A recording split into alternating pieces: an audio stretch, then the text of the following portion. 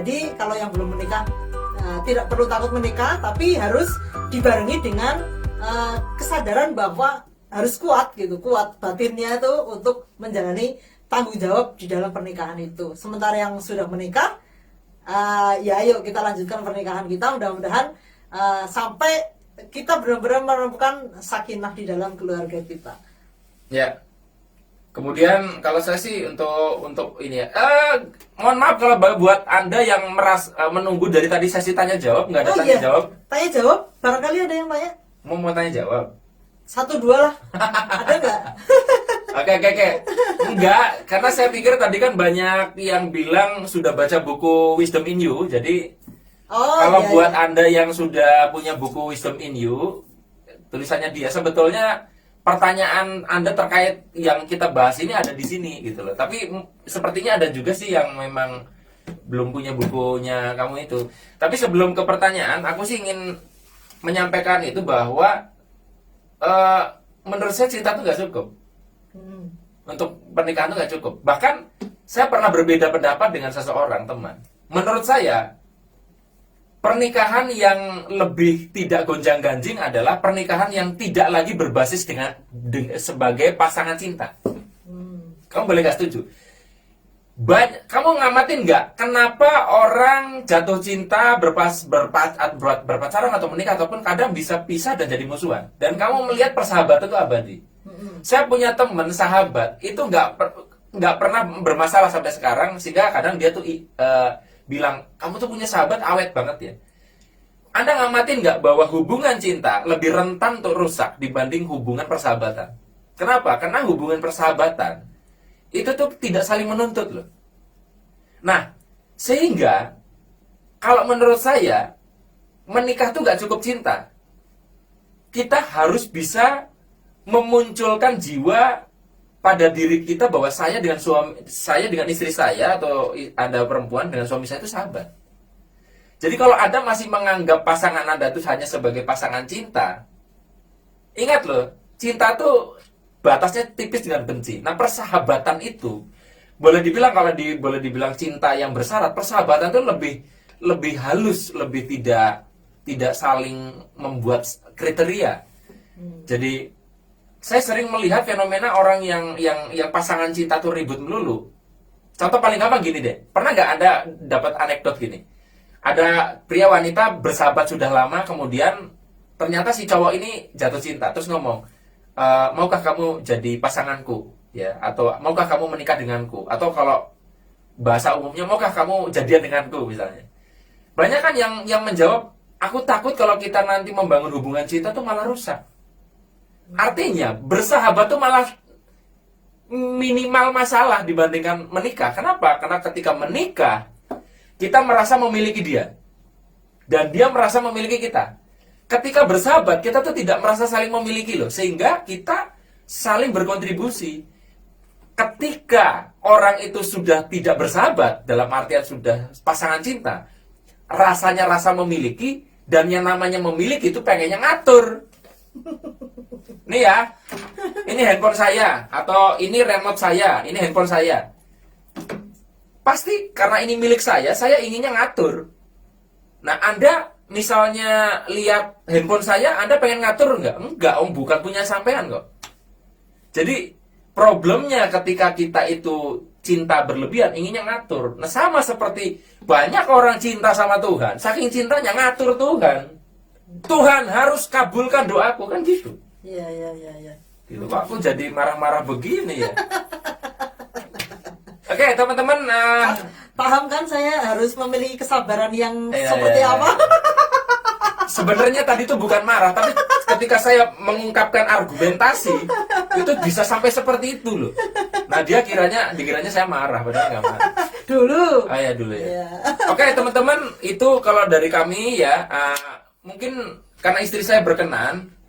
Tadi kan saya mikirnya ya beberapa orang itu sudah bilang ada punya buku, jadi silakan dibaca di bukunya dia yang Wisdom in You. Meskipun nggak spesifik ke pernikahan gitu ya, Iya, tapi iya. semua isinya tuh ya untuk membenahi diri kita sendiri, yang akhirnya bagaimana menemukan mutiara di dalam diri kita gitu.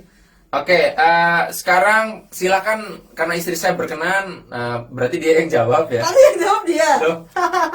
Silakan barangkali ada yang mau bertanya, 3 aja ya. Ya, 3 aja. Silakan yang mau bertanya, nanti kita akan berusaha jawab ya. Ya kami pilih-pilih Udah gitu 9:30. loh. Karena udah 8:30 ya. Saya juga ada agenda mau video call dengan seseorang ya. Jadi silakan yang mau bertanya 3 pertanyaan saja dan saya mau minum dulu ya. Coba kamu lihat di situ ada pertanyaan apa tuh? Bentar.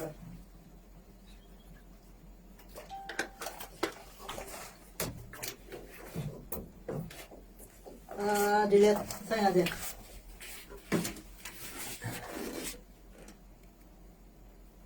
Mana ya? Bisa kelihatan nggak? Sebentar, kayaknya banyak yang nanyanya malah sama kamu loh. Saya harus lihat ini nih. Pertanyaan.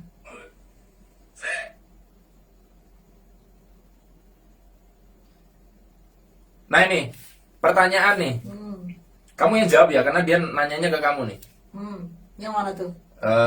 Ini udah dikecilin belum biar nggak ada Udah, suara. udah. Mbak Zaki, kalau suami lagi sibuk banget, gimana cara biar kita enggak merasa ditinggal? Sibuk Nah, banget itu berarti mungkin dia jarang di rumah kayaknya.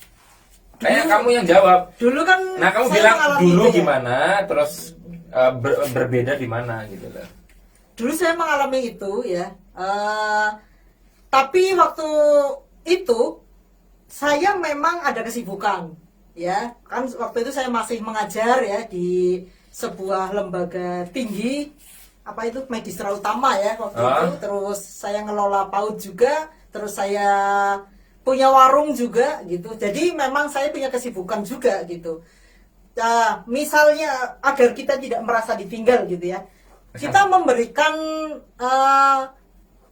kesepakatan, kita membuat kesepakatan dengan pasangan kita. Waktu itu kan suami saya juga sering keluar kota ya, 3 hari, 5 hari, kadang nggak di rumah gitu. Saya di rumah sendiri gitu. Nah, waktu itu yang membuat suami saya jadi sadar kalau istrinya itu ada gitu ya, istrinya itu membutuhkan sosok suaminya. Ya, saya berkomunikasikan dengan pasangan, dengan suami saya gitu. Apa yang saya harapkan dari suami saya itu saya omongkan. Misalnya dia sibuk di luar kota 5 hari, berarti luangkanlah 1 atau 2 hari ketika di rumah itu untuk kita membangun kebersamaan gitu. Entah itu jalan-jalan bareng dan sebagainya, itu kita sepakati begitu. Nah, itu pengalaman saya begitu ya, waktu dulu sering ditinggal oleh suami saya dan WA belum sebanter sekarang gitu ya, Pak. Dulu belum ada. Komunikasi Ya. via HP itu belum secanggih sekarang yang Perlu disampaikan ya. bisa telepon, Ya. video call dan Teman-teman, sebagainya. Anda tahu nggak? Saya tuh tidak menyukai komunikasi telepon loh. Oh iya. Dulu suami saya malah nggak suka ditelepon, jadi saya bisa berhari-hari itu nggak dengar suaranya dia. Iya. Karena dia memang Sukanya teks. ngomong tidak suka ditelepon gitu. Jadi paling teks itu aja sehari beberapa kali sudah cukup gitu. Nah, untuk saat ini meskipun sesibuk apapun saya kira masih bisa lewat video call dan sebagainya ya. Dulu belum ada video call seperti sekarang.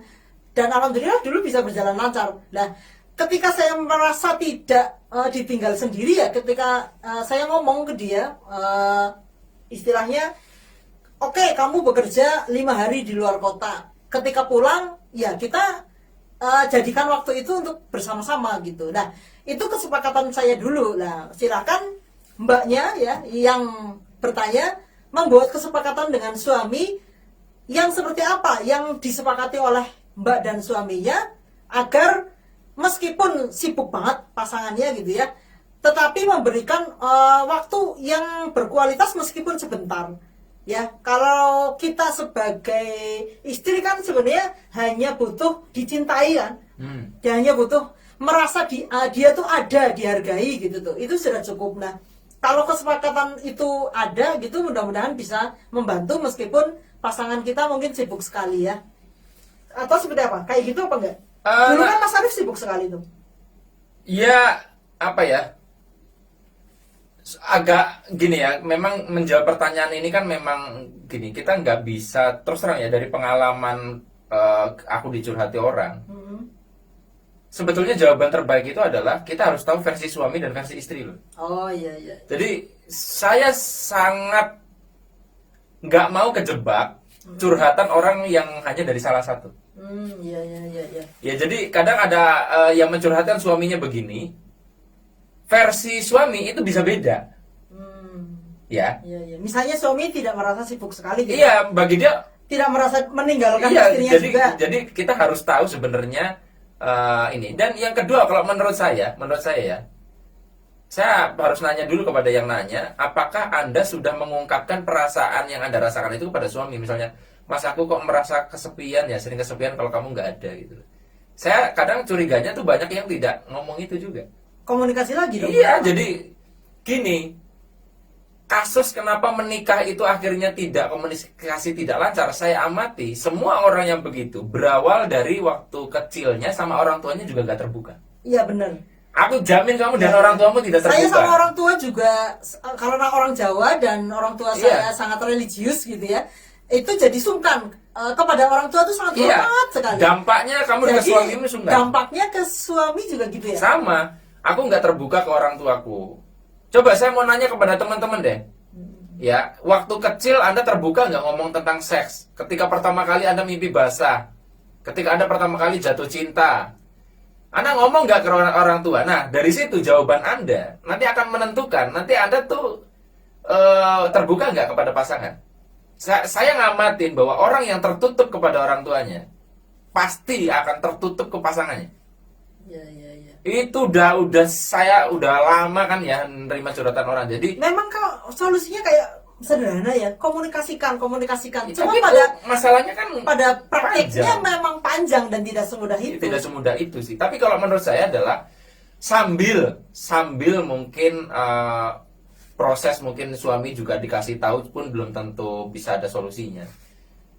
Salah satu yang membuat dia akhirnya bisa cukup berdamai dengan kesibukan saya, walaupun saya nggak pergi tapi saya sibuk di kamar ini pun itu kan sibuk ya, adalah dia harus punya kesibukan juga. Jadi Iya, makanya saya tadi bilang, saya dulu waktu di Mas Arief tinggal-tinggal, saya punya kesibukan gitu. Iya. Jadi nggak merasa sendiri, nggak merasa ditinggal. Kalau dia nggak punya berkarya, dia kalau misalkan istri saya bikin video, nulis buku, whatever ya, dia sibuk juga di misalkan komunitas. Itu akan ada kerjaan, tapi ketika nggak ada kerjaan, fokusnya nggak ke pasangan terus gitu, tapi ada fokus-fokus yang harus dipikirkan Iya. lainnya juga. jadi jangan nganggur kalau menurut saya. Saya minta, mungkin Anda jawabannya, tapi kan saya Pak masak nyuci, bukan itu yang saya maksud. Harus sesuatu di mana Anda itu melibatkan sebuah karya, Anda berkarya. Karena kalau itu pekerjaan rutin, tetap Anda masih ngarep suami juga. Aduh, kalau ada suami ini bisa dibantu gitu loh. Anda harus menyalurkannya kepada sesuatu yang sifatnya kreatif gitu loh. Entah apa itu. Kemudian pertanyaan selanjutnya adalah apa ya? Bagaimana cara biar wanita mau ngomong keinginannya, Mas? Ini ya ke aku berarti. Oh iya. So, monggo Mas Arief. Caranya gimana ya? Yang jelas gini, dalam kasus saya kalau ada nanya, itu saya bahkan tidak tahu caranya. Tapi yang terjadi adalah saya fokusnya bukan minta gini. Dulu dia sangat menyebalkan. karena tidak mau ngomong. Nah, tapi Setelah ngomong pun masih menyebalkan, Iya. karena Nah, dia jadi akhirnya nggak mau disalahin. perubahan itu terjadi ketika saya lebih fokus bagaimana mengubah diri saya gitu. Jadi kayak Berarti sama-sama ya? Iya, jadi- Saya berproses untuk membenahi diri, Mas Arief juga kayak gitu ya? iya, jadi misalnya gini, dulu dia tuh sangat rewel banget minta diperhatikan, nuntut. Nah, setelah dia berhenti, dia itu malah memperhatikan saya gitu loh. Jadi dia sebetulnya kurang, tapi yang biasanya nuntut saya ginilah, nuntut saya gitulah. Jadi dianya tuh memberi. Nah, dia tidak lagi menyuruh-nyuruh saya ngapain gitu. Nah, saya yang tadinya dulunya juga kesel nyuruh-nyuruh dia untuk cobalah ngomong gimana gitu.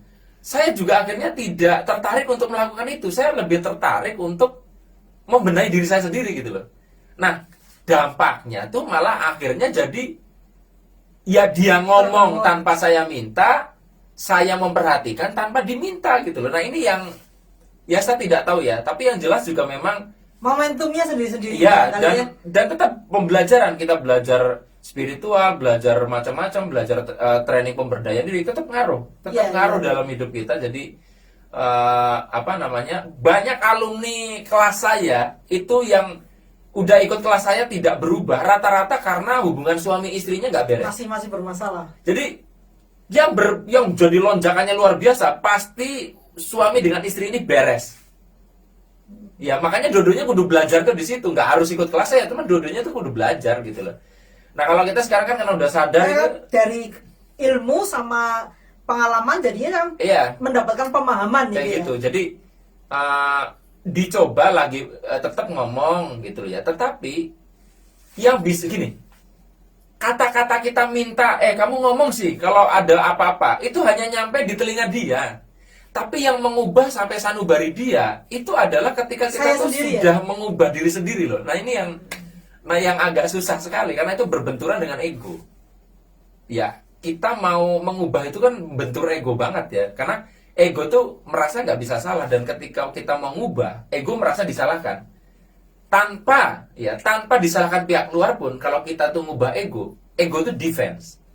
Nah jadi saya tidak bisa katakan cara persisnya, tapi ketika Anda mulai fokus mengubah diri Anda, yang di luar ikut berubah.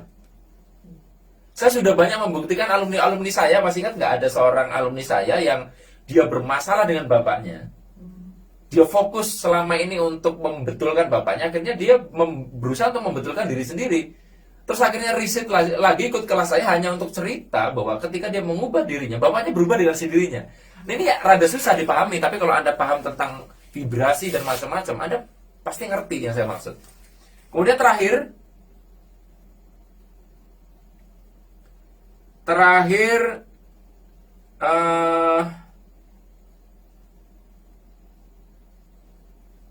mana sih tadi?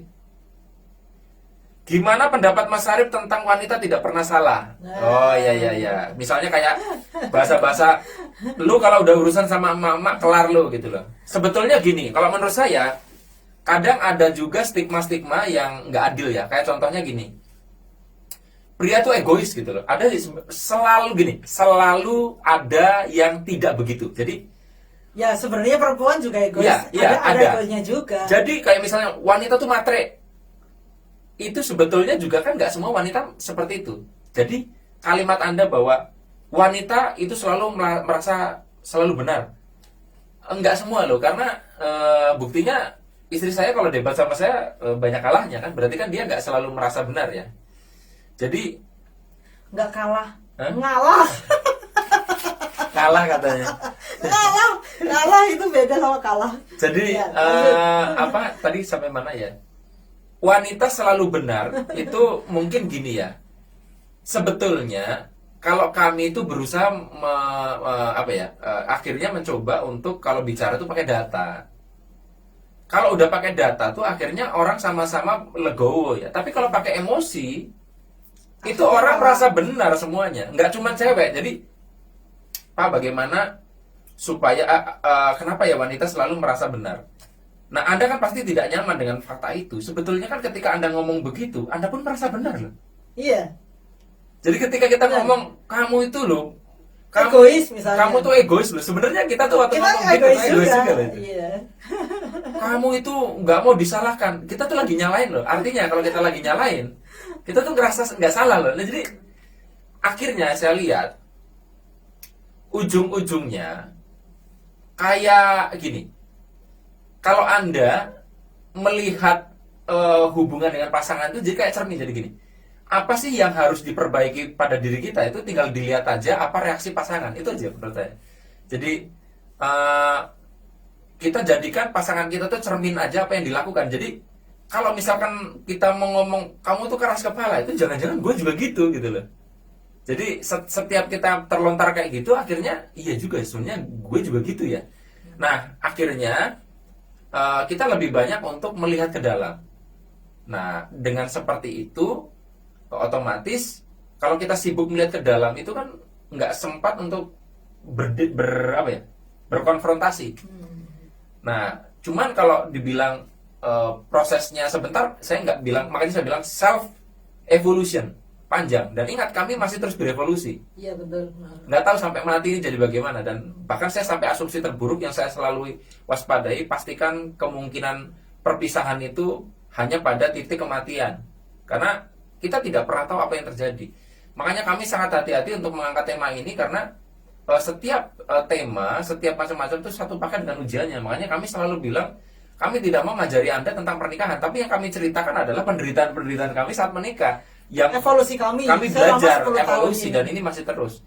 Dan saya akui bahwa ada potensi berpisah itu semua orang. Anda yang sekarang romantisnya luar biasa tuh bisa kok. Saya punya beberapa orang yang tidak pernah bertengkar sekalipun.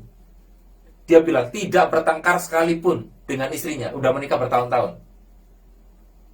Tahu nggak, ketika sekali bertengkar itu mau cerai. Jadi nggak takaran sekarang ada loh yang sering bertengkar tiap hari tapi awet-awet aja. Ada yang nggak pernah bertengkar tiba-tiba bisa. Nah, menurutku itu harus diwaspadai dan kita jangan kepedean. Jadi jangan kepedean bahwa kita itu akan terus bersama, tapi juga jangan terlalu fokus pada ketakutan itu. Jadi akhirnya di tengah-tengah. Akhirnya kalau bahasa saya adalah eling lan waspada. Iya, eling lan waspada. Kayaknya itu sih kali ya, aku udah sorak banget ini. Iya, oke. Ya. Mungkin itu aja. Baik, teman-teman semua, ini sebenarnya nggak tahu ya intinya apa dan apa? Ada yang mau diinfokan nggak? Nggak sih. Mau diinfokan nggak yang sudah beli buku itu nanti juga tetap dapat? Oh ya, yang training itu. Iya, sekalian. Iya, boleh. Iya. Jadi mumpung ini saya mau menginfokan. Jadi gini. Pada angkatan pertama, istri saya itu membuat training gratis untuk pembeli buku Wisdom in You ini. Nah, di angkatan kedua, itu training gratisnya berbeda. Nah, temanya berbeda. Bagi Anda nih, yang angkatan pertama, yang sudah pernah ikut ya, betul ya? Itu boleh ikut ya. Jadi ini mohon maaf, saya tujukan kepada yang angkatan pertama ini. Boleh ikut lagi. Jadi kemarin istri saya lupa nggak menginfokan itu. Jadi yang sudah pernah pun boleh ikut lagi. Kayak gitu ya. Yang tema yang berikutnya change your habit, change your life. Tema berikutnya change your habit, change your life. Jadi kalau teman-teman sudah pernah beli buku, istri saya kemudian melihat judul training itu, Anda boleh kontak istri saya dan Anda boleh ikut itu gratis ya. Jadi ingat, ini saya ngomongnya kepada yang mumpung acara live, ngomong kepada yang Anda membeli buku istri saya yang angkatan pertama kemarin nih, boleh ikut yang selanjutnya gitu ya. Ya. Ada lagi? Udah, mungkin itu aja. Terima kasih atas perhatiannya. Mungkin itu saja teman-teman yang bisa kami sampaikan. Kami tidak janji akan live satu frame lagi kayak gini ya. Nggak tahu juga. Sekali lagi mudah-mudahan sih bermanfaat. Nggak bermanfaat ya sudah, nggak apa-apa juga, kita nggak berharap apa-apa. Ada yang mau disampaikan udah? Ya, mungkin satu kalimat ya, penerimaan diri kita penerimaan kita atas diri kita itu mencerminkan sejauh mana penerimaan kita atas pasangan kita. Ya gitu. Ya, setiap rumah tangga punya gayanya masing-masing. Anda jangan berpikir bahwa saya kayak romantis kayak pria-pria Korea, itu enggak. Romantisnya saya itu adalah ngecas handphone dia, menyiapkan digital, ini menyiapkan macam-macam kayak gitu-gitu. Jadi maksudnya gini, jangan membandingkan gaya Anda berumah tangga dengan gayanya orang lain. Iya. Jadi kalau masing-masing memiliki karakteristik sendiri. Iya, gaya Anda dalam berumah tangga itu nggak sama. Bahkan gaya kami manajemen keuangan dengan Anda bisa jadi beda, dan jangan di-compare-compare. Ya, jadi temukan gaya Anda sendiri, jangan jadikan patokan apa yang kita bicarakan. Tapi kalau ada irisannya dan itu mungkin sama, ya dipakai nggak apa-apa. Sampai ketemu lagi di acara selanjutnya. Buat Anda yang mungkin terlambat, saya akan upload di channel YouTube saya yang kedua, yaitu channel Vibrasi Arif RH. Kan saya punya dua channel, ada Arif RH Vibrasi dan ada channel Vibrasi Arif RH. saya akan upload versi yang direkam dari HP yang satunya. Ya. Saya akhiri, bila topik wal hidayah. Wassalamualaikum warahmatullahi wabarakatuh. Mohon maaf kalau ada salah-salah kata. Terima kasih.